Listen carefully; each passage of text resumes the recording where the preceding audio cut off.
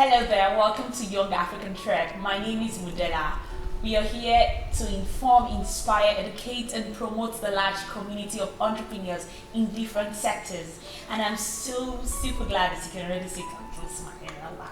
I'm so super glad to have another entrepreneur, a vibrant entrepreneur, young and vibrant actually, in the fashion sector today on another show. His name is Benjamin Iroala. Correct? Correct. Okay. Benjamin and Andrew, but Andrew is unavoidably absent today. They both founded Asorock Watches, and they are so passionate about what they do because they spent the last 2 years designing and visiting watch factories just to get you the right quality, the right luxurious watch, better watch for everyone to rock. And I'm so super glad he's here on today's show. Hello. Hello. Nice to meet you, Modelo. Take care.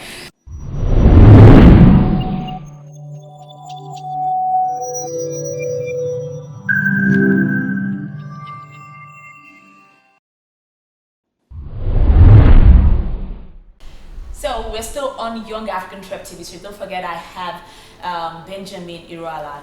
Yeah, now let's talk. Let's go. So how did it all begin for you? Let's talk about first. You need to tell me about things I didn't say while reading out your profile. So please. Yeah. So my name is Benjamin Iroala, and I believe I might be the youngest you have on your show so far. Maybe. Yeah. Okay. So yeah, Asorock, it really started a little less than 2 years ago. You know, me and my best friend Andrew were sitting in our, at that time, university dorms, and we were just looking online, looking for watches that we wanted to buy, and then we realized that the watches we liked were just way too out of our price range, you know. So being the millennials we decided to find out why it was so expensive, you know, and that led us down the rabbit hole, and we found out that the luxury watch market has been lying to us all along. You know, it really doesn't cost that much to make the watch, you know. So like a joke, we just started researching, finding factories, finding this, finding that to make our own watch, you know. And that led us to travel to Japan, where we visited different factories, you know, checked through the quality controls, and then we finally found a factory that we were comfortable with, you know. And then we made the first sample. The first sample came to us because we're based in Chicago, so the first sample came to us around September 2017, you know. So we sent it back, they sent it back, we sent it back, they changed some things. So it was back and forth because we wanted the perfect, you know, quality. And then finally we launched in January 2019. Wow, that's the inception of Yeah. Asorock. January 2019. Yeah. That's this year. Yeah. Awesome. So you see, it took us 2 years to really find the perfect quality. We didn't want to rush things, you know. I really want us to delve into your startup story because how you just said, you and your friend were just going online looking for resources, but I feel there's more to it if you're with me. So please, let's delve deeply into your startup story. Okay, so for me and Andrew, we've always been passionate about Africa, you know, and we always thought about ways to make a difference, you know, and being college kids, we really didn't know how to make a difference. So when we thought about making a watch, there was no doubt in our mind that it had to do something, it had to have something to do with Africa, you know. So we decided on the name Asorock because, as we know, it's the White House version of Nigeria. You know, it has a luxury tone to it. So we went with the name Asorock and didn't just want to leave it at Asorock because not everybody knows Asorock. So we decided Asorock Nigeria as the brand. So that was really the story. I like that. Okay, but my profile, your profile, which I read, it's so obvious. Benjamin is from Nigeria yourself, and Andrew is from Zambia. Is from Zambia. Yeah. So why Nigeria? I really want to know. Yeah. Okay. Because Andrew is more of he's my CFO. He's my accountant. He studied accounting. So Asorock was really I brought the idea to him. You know. Yeah. I like that. Okay, you studied urban planning. And all Yes. that. So I really don't need to ask why watches, because I see that you've done a couple of things in the past, but finally what you're really keen yourself into now, watches, the fashion business. So why not urban? Yeah. So we really just using the watches as leverage, you know, to build free libraries, free schools, and all sorts of things. So But me as a person, I'm a watch enthusiast. You know, I've always been a watch enthusiast since I was a kid. You know, I've always just liked watches, different watches. And I won't lie, I did used to buy replica watches. But then at some point I decided, no, it's not a good look. You know, people shouldn't be wearing replica watches. They should wear something that they proud, something that stands for something. But then if you want to buy a watch like Rolex, it's expensive, you know. So that's another reason why we started Asorock Watches. If you understand the way the market is these days, you understand the fashion is actually a broad thing. It's not one thing. Yeah. But you decided to go into watches. Now, what's the best thing for you, in your opinion? What's the best in creating this beautiful innovation? Yeah, I mean, because I think all men wear watches. Even if they don't wear it today, tomorrow they wear it. You know, that is something that's timeless. You know, it's forever gonna be around.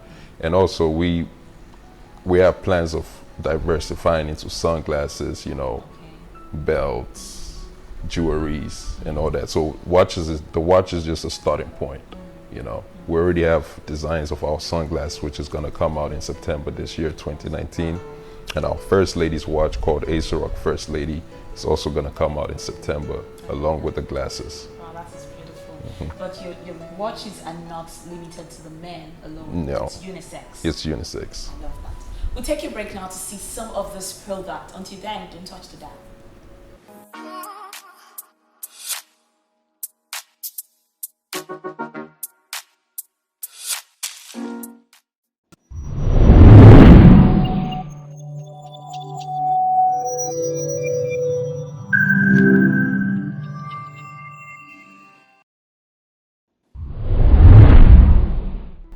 Welcome back. We're still on Youngafricantrep TV series, and don't forget, Benjamin is my special guest today on the show. Oh, it's not getting tense. Okay, now let's talk about your target audience. I want to know if your product is for everyone. Yeah, it is for everyone. You know, ideally we started it for Nigerians to purchase, but being an online company and advertising on Facebook, we found out that people from all around the world were interested in our product, you know. And surprisingly, most of our customers haven't been Nigerians, you know. Funny enough, we've shipped a couple of orders to Croatia, you know, to random places that you'll be like, wow. And also when we started noticing those orders coming from different places, we realized the essence of what we were really doing. You know, we're really changing the narrative of Nigeria to people abroad. Because one guy, I remember one guy, he after getting his order, he emailed us. He's like, wow, you guys really changed my perception about Nigeria. Then I was like, wow, okay, let's see. That's good news. I like that. So how affordable are these watches? Yeah. I mean, one of our cheapest watch is $110, but we always have a 15% discount, which brings it down to like $95. So I guess it's really affordable. Yeah. Okay, now let's go deeply again. It's obvious you had some challenges when starting. Definitely. So let's talk about some challenges you had in the past. Let's talk about them. With the business, right? Yes, with the business. Yeah. The challenges was really the name. Was really the name, because we noticed a lot of people coming on our site but not ordering, you know, and it's because of the name. You know, people were emailing us like, how legit is this? You know, is this a 419? You know. I get you. So we had to overcome that obstacle, you know, by putting out videos, putting out content and stuff like that. Okay, now let's talk about your current challenges now.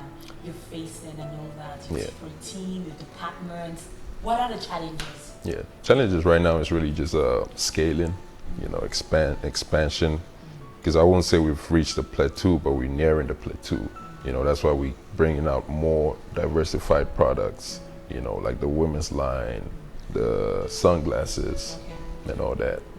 And also challenge, because we'll really like Nigerians to buy our stuff, you know, so that's really just our challenge now, is to get it to across the Nigerians. So I need to ask again. Now, if you could think about those challenges you had in the past and right now, how would you weigh them? Did you learn from them? Are you still learning, or are you still facing those challenges? No, we're learning from the challenges. You know, every business grows from challenges. You know, if you don't have challenges, then you're not growing. You know, so bring it on, bring the challenge. Bring it on, bring the challenge. It's ready to tackle them.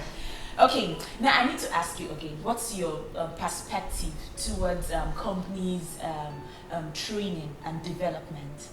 Because a lot of people out there still lack development and training in different fields. How do you tackle that in your own company? Yeah, so luckily for our company, we're really a in-house small company.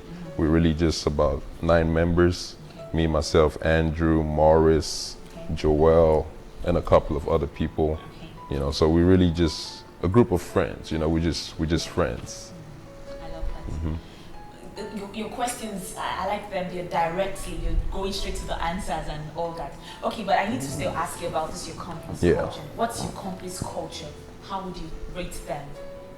Our company's culture is more of a social. We're very social minded. You know, our mission is to develop Nigeria. You know, like I said, build free libraries, free schools, with the revenue we make from the sales of our watches. You know, as a matter of fact, we've already bought a land in a village in Nigeria where we're going to build our first library. Awesome. You know, and you're welcome to send your old books for us to donate to the library. That's good. I love that. Where? What village? Okay, I think it'll be biased, but we started in my village. Oh yes, we forgot to even ask you, where is Benjamin from in Nigeria? Yeah, from Enugu State, okay. Ojiriva local government area, Achi village to be precise. Do you speak your language a little? A little bit. Would you like to listen up and speak your language? You will quit me. Okay, so reading your profile shows you studied urban planning, like we mentioned earlier, and public policy at the University of Illinois at Chicago. But you just spoke Igbo to me. I really need to know, did you have your secondary school here in Nigeria? Yeah. How did you learn this language? We need to talk about it. Yeah, so I mean, I had my primary school in Nigeria, but my secondary school was in South Africa, Greece, and America. What primary school did you attend? In Nigeria? Yeah. I went to Pacesetters Academy in Abuja. Okay. Yeah. Go on. And in South Africa, I went to British International College and also International School of South Africa, ISA. And also in Greece, I went to St. Catherine's British Embassy School. That's pretty awesome. I like that. Okay, now you studied urban planning and public policy. Yeah. At the University of Illinois in Chicago. Now, I need to ask you, because when I was going through all the things you've done since 2015, there was no one that depicted you doing something related to urban planning. Why is that? Oh, actually, funny thing is, I've started a waste management company in Abuja called Clean Nigeria Waste Management. Oh, really? But I put it on pause for now because I'm not based in Abuja yet.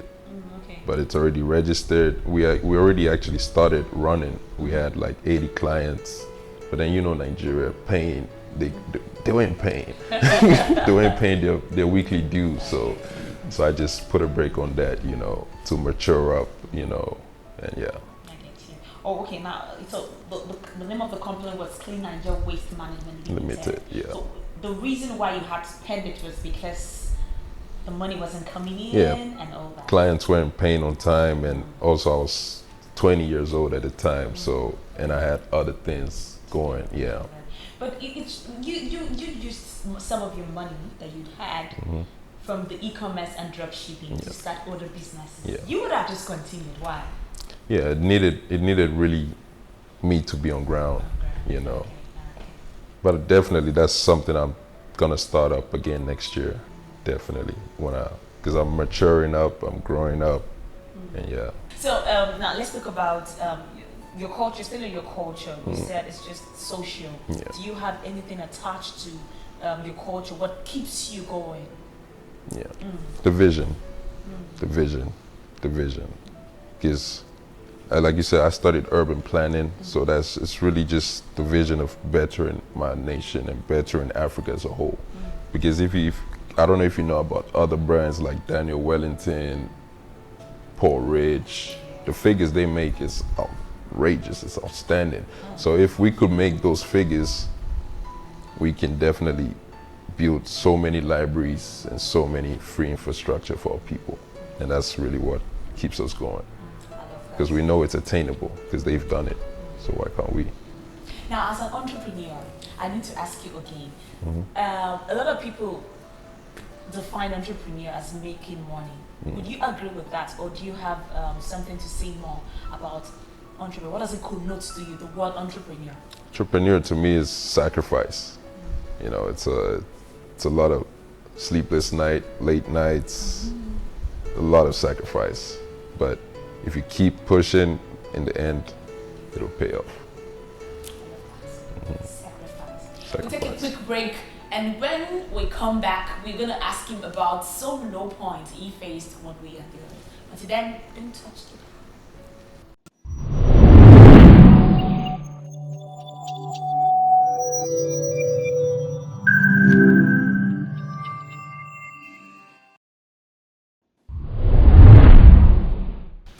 Welcome back. This is the Youngafricantrep, and I am with Benjamin or Igbo. How do I say, are you enjoying the show in Igbo? Inemekwa enjoy the show. Inemekwa enjoy the show. Yeah. And you respond by saying? Ineme enjoy the show. Ineme enjoy the show. Please ask me. No, you gotta know. Ask me another question because I don't. Ask me another question. It was gonna tell us about some low points. So you must have gone through some low points, because I need to tell you, a lot of people don't appreciate what they've become, how they really are, and all that, and they tend to, break and all that. But it should really be a reassuring that you've gone through some low points, and you're seated like this, handsome. I mean to call you handsome and all that. So let's talk about some low points. Yeah. So my lowest point for me, I would say, was because I grew up playing basketball. I thought I was gonna go to the top for basketball, but then I had an injury, so I got depressed, dropped out of school. But then I think that was a blessing in disguise, because when I dropped out, that's when I found e-commerce, So I started making my first site, Benzino Autos, started selling, it's not spare parts, because that's the typical Igbo man thing, but it was more car accessories, the emblems, those little things, those little aesthetic car things. So I started from there, started learning search engine optimization, coming on top of Google. When you search Audi tracksuit or BMW sweater, my site comes up, so that's where I started from. And then, so my low point was dropping out, but then it became my high point. I like that. Did you regret a turning point? No.